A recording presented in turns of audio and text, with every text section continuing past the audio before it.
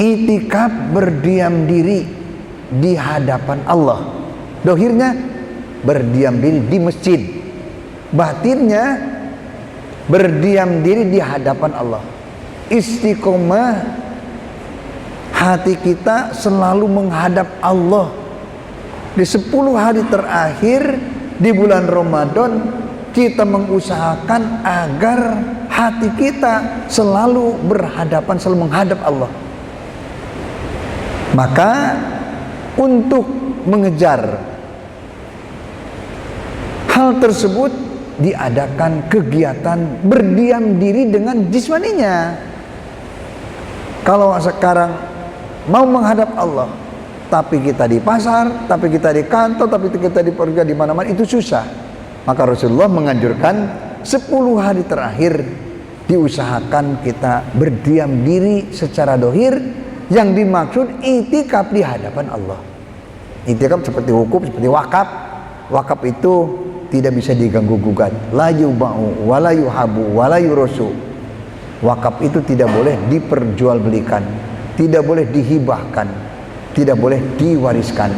Hanya di sana tidak termasuk rohnu digadaikan, tidak adanya.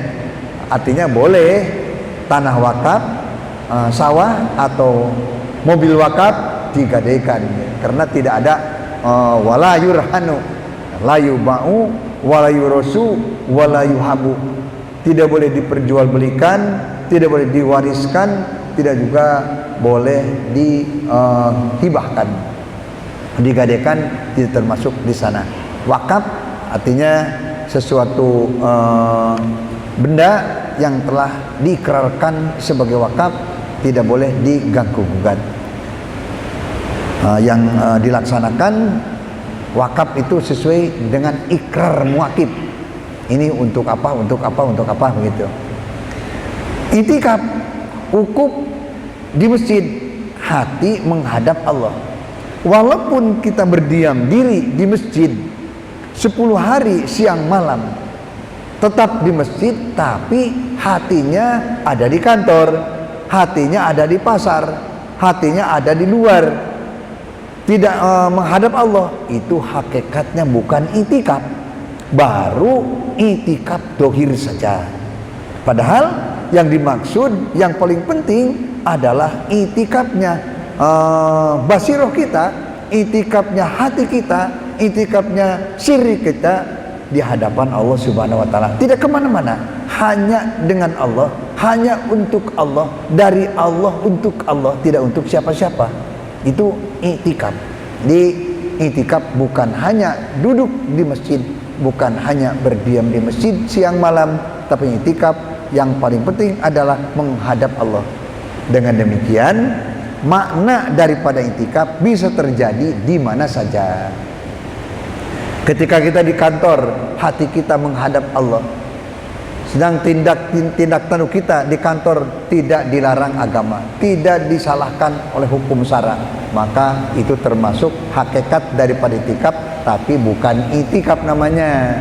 Bukan itikaf yang dikatakan itikaf dalam ilmu fikih, itikaf batiniah. Yang dimaksud dengan itikaf Rasulullah itu itikaf dohir dan batin. Tapi makna daripada itikaf adalah menghadap Allah. Di mana saja kita menghadap Allah, hakikatnya itu adalah iktikaf namanya. Di bulan puasa ada lagi yang luar biasa, sangat istimewa, adalah Lailatul Qadar. Ini yang diburu sekali dengan muslimin untuk mengejar mendapatkan derajat Lailatul Qadar. Kenapa? Karena luar biasa fadilahnya. Sesaat saja, sekali saja kita ibadah pas dengan derajatul qadar, maka ibadah kita punya nilai sama dengan 1000 bulan. Itu ada 80 tahun. 80 tahun beribadah siang malam. Lailatul Qadarnya mungkin 5 menit, mungkin 10 menit, mungkin setengah jam, mungkin 1 jam ibadahnya Lailatul Qadarnya.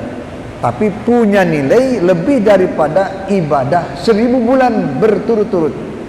Ibadahnya bukan ibadah kecil-kecilan, ibadah perang yang resikonya nyawa. Itu ibadah ketika pas dalam Lailatul Qadar. Lailatul Qadar itu ikhtilaf pemahaman. Kalau umumnya Lailatul Qadar itu mengharap sesuatu yang tiba-tiba datang pada kita di malam-malam atau di waktu-waktu tertentu. Itu Lailatul Qadar.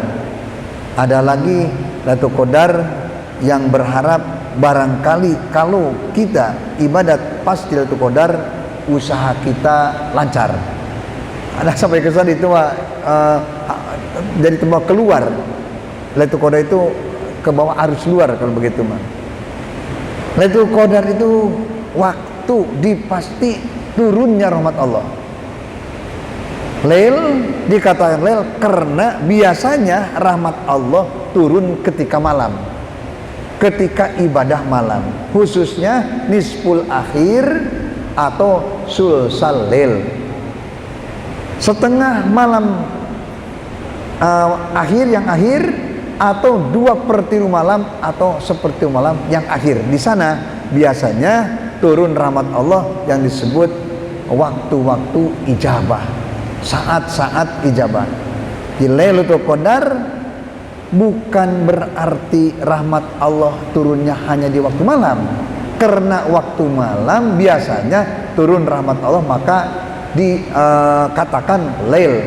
Padahal waktu turunnya rahmat Allah Lailatul Qadar itu. Yang jadi permasalahan, apa sih Lailatul Qadar? Dijawab dengan kitab-kitab lewat fadilah, lewat pengalaman. Dalam Alkitab banyak diceritakan bahwa ketika Lailatul Qadar terjadi, suasana cerah, adem, tenang.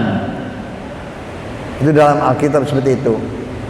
Ada yang mengatakan ketika Lailatul Qadar terjadi, air saja diam, bukan hanya diam tapi beku. Kalau keran lagi dibuka pas Lailatul Qadar beku, jadi kayak es. Itu pemahaman-pemahaman daripada penafsiran Lailatul Qadar. Apapun pemahaman, apapun pengalaman yang ditulis para ulama mengenai Lailatul Qadar, kita kembali pada aslinya. Apa itu Lailatul Qadar? Lailatul Qadar itu tanazzalul malaikat. Lailatul Qadar. Sebelum Lailatul Qadar diceritakan tanazzalul malaikat, maka Allah mengatakan fadilah atau keuntungan Lailatul Qadar. Kenapa? Karena manusia pada umumnya baru semangat melaksanakan satu pekerjaan jika telah membayangkan keuntungan di sana. Mau kerja di satu perusahaan karena gajinya ada lumayan. Mau melaksanakan perdagangan apa? Karena untungnya lumayan. Jadi untungnya dulu ceritakan, padilahnya dulu ceritakan, baru ceritakan pekerjaannya. Bapak-bapak yang saya hormati, Lailatul Qadar itu yang padilahnya luar biasa, tanazzalul malaikat. Kita beribadah, turun malaikat, dihampiri malaikat, ibadah kita dihadiri malaikat. Apakah bisa ibadah kita dihadiri malaikat? Kita mencontoh zaman Rasul. Bukan lagi ibadah munajat atau ritual Rasulullah. Ketika khutbah, kalau kita sedang pengajian seperti ini, tiba-tiba pengajian sedang berjalan, datanglah seorang laki-laki pakai pakaian serba putih, berambut hitam, datang menghadap Rasulullah ke tengah-tengah pengajian, lalu duduk di samping Rasul, lututnya ditumpangkan di atas lutut Rasulullah, Setelah itu laki-laki tersebut menanyakan ya pada Rasulullah, ya Rasulullah, mal iman, mal Islam, apa arti daripada Islam? Rasul menjawab, apa arti daripada iman? Rasul menjawab, apa arti daripada ihsan? Rasul menjawab, anta'budallah ka'annaka taro wa illam takun taro fa innahu yarok. Setelah selesai jawaban, sodakta, benar kamu ya Rasulullah. Setelah jawaban jelas, maka laki tersebut pamit pulang. Setelah pulang, sahabat melihat di luar. Ternyata setelah si laki-laki itu keluar, tidak ada di luar. Sahabat kaget, menanyakan kepada Rasulullah, ya Rasulullah, orang tadi siapa orang tadi yang datang? Rasul menjawab, itu malaikat Jibril datang pada kita memberikan ilmu untuk apa arti daripada Islam, apa arti daripada iman, apa arti daripada ihsan. Oh iya. Tengah-tengah pengajian datang malaikat. Artinya itu tanazzalul, itu pengajian punya derajat Lailatul Qadar. Ketika sedang mengaji, kita sedang mengajar, atau kita sedang mengaji Quran, apa saja kita sedang zikrullah, kita sedang baca Quran, lalu datanglah tiba-tiba malaikat. Itu ibadah kita adalah ibadah itu karena merujuk pada Al-Quran, tanazzalul malaikat. Lailatul Qadar itu adalah turunnya malaikat, baik sedang sholat, baik sedang baca Quran, wirid dan sebagainya. Nah, yang jadi permasalahan, seusia kita, apalagi yang jarang-jarang riado, belum pernah dihadiri malaikat. Barangkali sedang kita baca Quran, datanglah malaikat. Belum pernah. Kita sedang berwirid, Allah, datanglah malaikat. Belum pernah. Atau lagi baca sholawat, datang malaikat. Belum pernah. Nah, usahanya untuk mengejar derajat Lailatul Qadar, walaupun bukan asli Lailatul Qadar, tapi derajat Lailatul Qadar itu masih luar biasa keunggulannya. Lewat keilmuan, alam itu beberapa alam. Yang paling ijmal, alam itu ada 4. Alam mulki, alam hissi ini, alam dunia, alam syahadah yang nampak ini alam mulki namanya. Setelah alam mulki masuk ke alam malakut, kampungnya malaikat. Di mana? Di sebelah alam mulki, kampungnya malaikat. Lalu alam jabarut, kampungnya Nur Muhammad, pusat seluruh makhluk, termasuk pusat malaikat. Seluruh makhluk diciptakan Allah dari sana, dari Nur Muhammad, disebut alam jabarut. Yang keempat, alam ijah, alamnya Allah, bukan alam seperti ini, alamah Allah. Nah, mengenai Lailatul Qadar tadi, tanazzalul malaikat, turun malaikat. Malaikat tidak turun, tapi kita masuk ke alam malakut. Itu sama saja. Usahanya jika kita tidak dihadiri malaikat, maka kita yang masuk ke alam malakut. Jangan dulu ke sana ke alam malakut. Kita ngambil contoh di kampungnya Pak Ustadz Atta di sana. Dulu saya waktu tahun sekitar 1983 kita membuka pengajian di satu tempat di warung itu, waktu itu bukan di masjid, belum sampai ke masjid, masih ada di warungnya Pak Sabil almarhum. Waktu mau ngaji rame di kampung, ada anak hilang, 2 anak hilang dari maghrib. Pas waktu maghrib anak-anak lagi di kolam, ditegur pada lari. Yang 2 tidak ada. Celahnya ada, celahnya di tanggulnya. ada celananya, tapi anaknya tidak ada. Dicari kemana-kemana sampai jam 9 tidak ada. Kalau di kampung katanya dibawa ke Longwewe, bawakan nyiru, bawakan coet, bawakan apa. Karena kalau dibawakannya katanya nanti ditukerin gitu, sama ke Longwewe. Jam 9 baru ketemu. Di mana ketemunya? Di sana, masih di sana. Di galang itu, di galang si kolam itu. Anak ditanya dari mana ke mana, baru menjawab beberapa pertanyaan, lalu pingsan dia. Ini besok saja, setelah besok baru ditanya dari mana. Masuk ke satu alam, di sana banyak kota, banyak sado, banyak kendaraan, banyak gedung-gedung indah katanya. Itu apa? Alam jin. Itu alam jin. Jadi dia masuk bukan hanya kemasukan, bukan hanya kesurupan jin, tapi masuk dengan jismaninya ke alam jin sehingga menghilang. Tapi alhamdulillah lama-lama masuk lagi atau bisa pulang lagi ke sini. Mungkin sekarang udah usia berapa puluh tahun ya, tahun 83 masih kanak-kanak, kira-kira usia 8 tahun, 10 tahunan gitu. Waktu itu sekitar 83.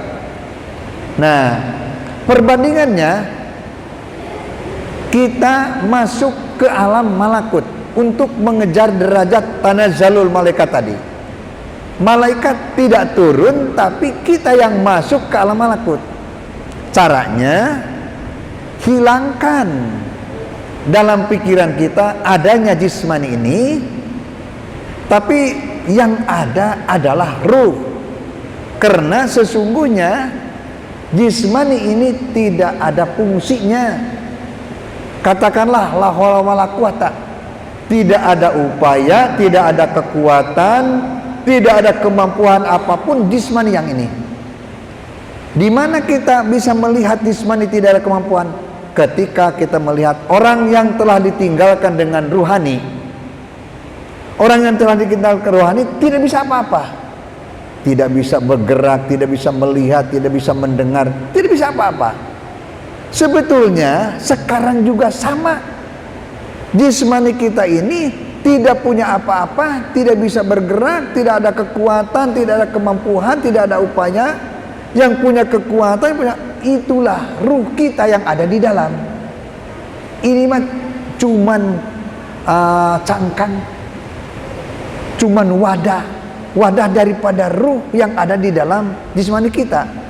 Bisa diibaratkan yang di tempat terkasih banyak kelomang itu, kelomang yang masuk ke kerang, ke cangkang kerang masuk. Kalau kelomangnya masih kecil, masuk ke kerang kecil. Kalau udah besar, masuk ke besar. Mana aja yang cukup bagi dia. Kelomang berangkat ke sana, kerang ngikut. Kelomangnya diam, cangkang kerangnya juga diam. Itulah gambaran jismani dengan rohani kita. Kalau rohani kita mengajak ke sana, ngikut. Ke sini ngikut. Kemana saja rohani kita mengajak, jismani kita mengikut. Ngikuti rohani. Tidak ada satupun pergerakan yang tidak muncul dari rohani. Semuanya muncul dari rohani. Rohani itu di mana adanya? Rohani itu ada di alam malakut. Alam malakut itu alam ruh wanupus, alam arwah wanupus, alam hidup dan keinginan. Keinginan kita ini terasa kita ada di kepala, ada di, bukan. Keinginan kita adanya di dalam ruh. Ada keinginan kita di ruh kita, bukan di jismani, bukan di kepala, bukan di hati, tapi adanya di ruh. Setelah kita ditinggalkan ruh, tidak ada keinginan apa-apa. Jelas-jelas yang punya keinginan adalah ruh. Ruh kita ada di alam malakut. Agak hati-hati ya berpikirnya. Nah, tadi Lailatul Qadar itu tanazzalul malaikat, turun malaikat. Sekarang malaikat tidak turun, tapi kita masuk ke alam malakut. Teknisnya ibadah dulu. Ibadah kita tidak diitikadkan yang punya ibadah ini adalah jismani. Karena tadi segala sesuatu adalah rohani. Berjalan kemana rohani, mau apa rohani. tidak mau apa juga rohani. Segala urusan adalah rohani. Nah sekarang jismani kita dihilangkan, ibadah kita sebetulnya hakikat daripada ibadah kita bukan ini yang ruku kalau sholat, bukan ini yang sujud, bukan yang ini yang baca Fatihah, bukan yang jismani ini yang baca tahiyat, tapi seluruh pekerjaan sholat kita adalah ruhani, semua ruhani. Teknisnya hilangkan bayangan jismani kita, lihat itu yang di dalam, yang sholat yang di dalam adalah ruhani kita. Ruhani kita gedenya sama dengan gedenya kita, rupanya juga sama dengan rupa kita, tapi dari nur, diciptakan oleh nur. Cahaya yang rupanya suruhnya seperti kita, gedenya seperti kita, tapi cahaya. Itulah yang ruku, itulah yang sujud, kita mengikut ke sana, ke ruhani.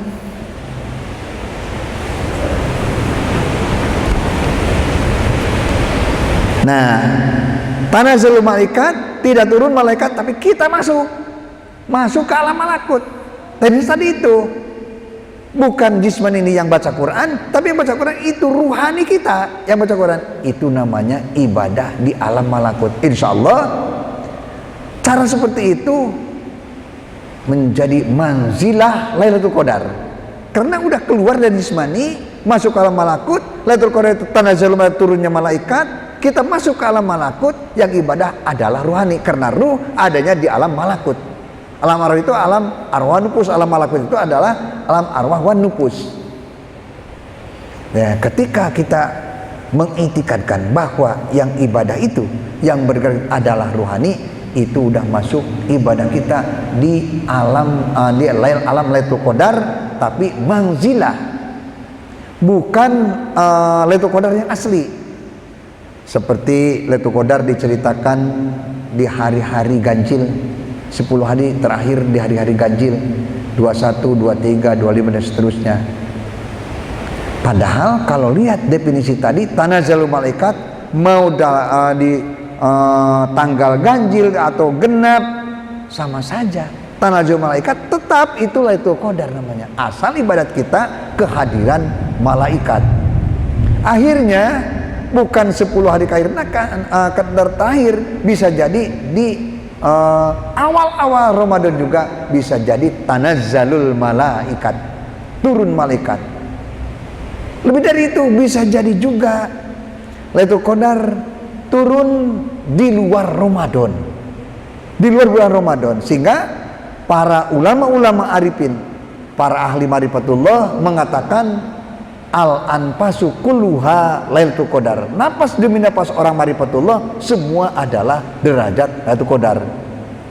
Atau kata para ulama lagi, ulama ahli arifin, al-auqatu indana Lailatul Qadar. Waktu demi waktu semua adalah derajat Lailatul Qadar, karena ibadahnya udah di sana, di alam malakut. Masuk lagi, apalagi naik ke alam jabarut, apalagi naik ke alam ijah.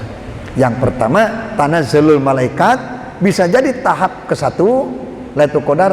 Kalau sekarang tanazzalul malaikat ningkat menjadi turun ruhul adam atau aklul awal atau Nur Muhammad, jadi tahap Lailatul Qadar yang kedua lebih bagus lagi, lebih ningkat lagi.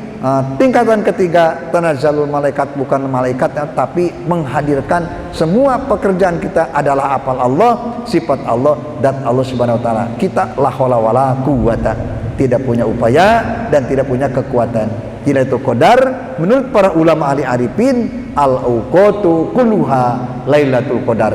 Waktu demi waktu semuanya adalah derajat urutan, tapi manzilah namanya. Manzilah itu Lailatul Qadar yang terjadi di luar Ramadan, di luar tanggal-tanggal ganjil, itu namanya manzilah Lailatul Qadar. Manzilah itu derajat. Derajat itu seimbang.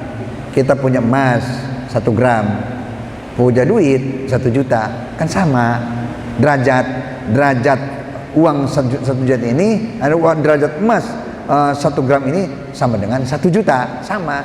Jadi di Lailatul Qadar yang aslinya dengan derajat itu insya Allah tidak mengurangi fadilah khairun min alfi syahrin. Sampai kapan terjadi Lailatul Qadar? Umpamanya kita beribadat setelah Isya, datanglah malaikat atau masuk ke wilayah Lailatul Qadar setelah sholat Isya. Dalam Al-Quran hatta matla'il fajr, sampai fajar, artinya dari jam 9 sore sampai subuh di Lailatul Qadar, lama sekali. Padahal itu Qadar sangat susah sekali ya, masuk ke Lailatul Qadar. Tapi dalam Al-Quran hatta matla'il fajr, Lailatul Qadar itu terjadi sampai matla'il fajr, datangnya fajar. Fajar apa? Makna dohir fajar sidik subuh. Jadi kalau ketemu dengan Lailatul Qadar jam 1 malam sampai subuh, ketemu Lailatul Qadar jam 11 malam sampai subuh, hatta matla'il fajr. Kalau ketemu jam 9 malam sampai subuh, itu makna dohir. Tapi kurang termasuk atau kurang masuk di akal sehat kita. Karena Lailatul Qadar itu kan hal yang susah, hal yang berat.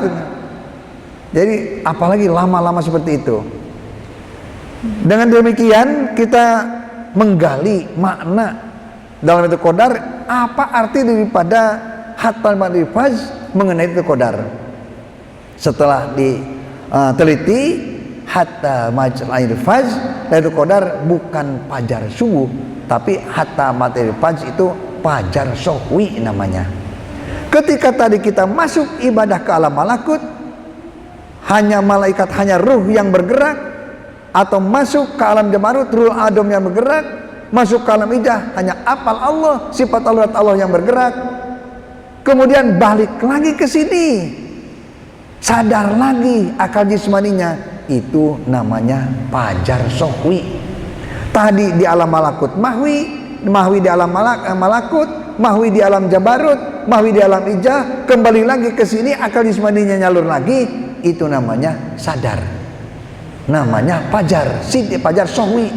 Dari mahwi tadi syahwi, akal jismaninya tadi hilang, tadi tidak menyalur, tidak berfungsi akal jismaninya, maka sekarang berfungsi lagi akal jismaninya, tapi si ruhaninya tetap menghadap Allah. Itu namanya fajar syahwi. Itulah batas Lailatul Qadar, dari mulai masuk ke alamnya malakut sampai keluar lagi ke sini, ke alam mulki lagi, ke alam dunia lagi, ke alam syahadah lagi. Berapa detik? Walau alam. Terserah, itu ada yang 1 detik, ada yang 2 detik, 5 detik, atau 1 menit. Begitu masuk ke alam malakut, keluar lagi, fajar namanya.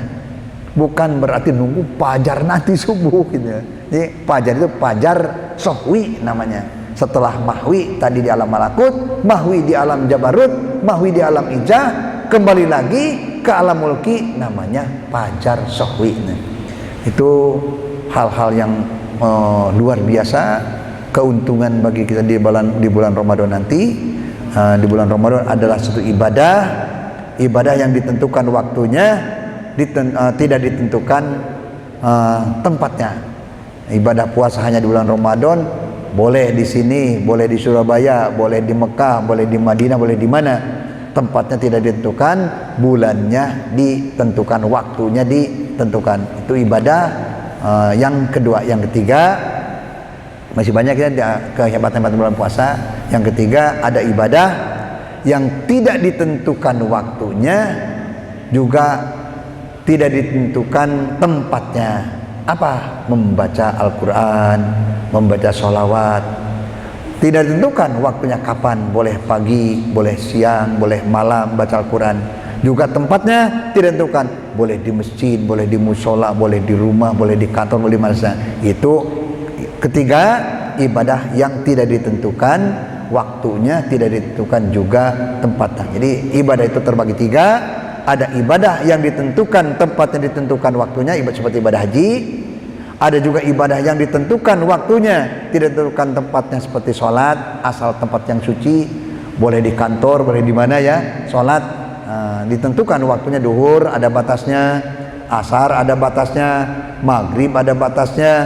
Nah, tidak ditentukan tempatnya di mana saja. Yang ketiga, ibadah yang tidak ditentukan waktunya, tidak ditentukan tempatnya, seperti ibadah baca Quran, membaca salawat dan zikrullah dan sebagainya. Itulah Bapak-bapak yang saya hormati yang dapat sampaikan pada malam ini. Mudah-mudahan kita sampai pada bulan Ramadan, persiapan dari sekarang, siap-siap mensucikan diri karena bulan Ramadan ada bulan suci. Keuntungan-keuntungan yang ada dalam Ramadan, kalau sudah mensterilkan diri kita sebelumnya, insya Allah kita mendapatkannya. Tapi kalau masuk bulan Ramadan dalam keadaan kotor, maka jangan berharap Lailatul Qadar didapatkan, itikaf didapatkan jika jiwa kita masih kotor. Itulah yang dapat sampaikan, mudah-mudahan ada manfaatnya. Wallahul muwaffiq ila aqwamit thoriq. Wassalamualaikum warahmatullahi wabarakatuh.